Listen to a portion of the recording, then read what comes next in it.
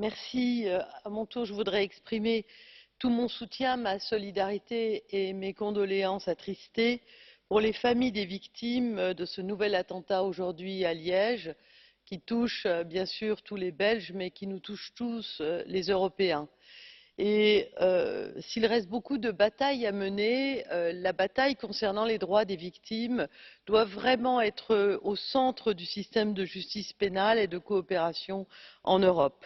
Je voudrais féliciter et remercier Teresa Jiménez et Angelika Mlina pour l'extraordinaire travail qu'elles ont mené et concentrer le peu de temps qui m'est accordé pour le faire sur les victimes les plus vulnérables que sont les enfants.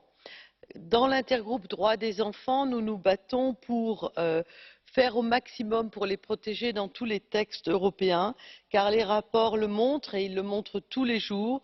Les violences envers les enfants sont omniprésentes dans notre société pourtant démocratique, souvent sur Internet, très souvent à l'école et extrêmement souvent aussi dans leur lieu familial et leur lieu de vie.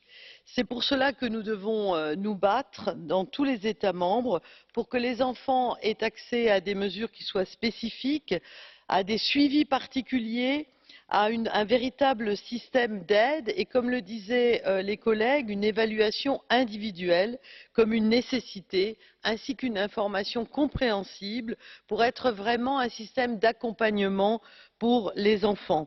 Une aide sociale et psychologique, des personnes et des acteurs formés pour, par exemple, les enfants qui sont témoins de violences intrafamiliales. Et puis fournir, comme l'a proposé et fait adopter notre collègue Caterina Chinnici dans le rapport sur les garanties procédurales, dans la directive, bien sûr une attention particulière au risque de double victimisation. Les enfants sont notre futur, protégeons-les et protégeons-les à la lumière et avec nos valeurs européennes.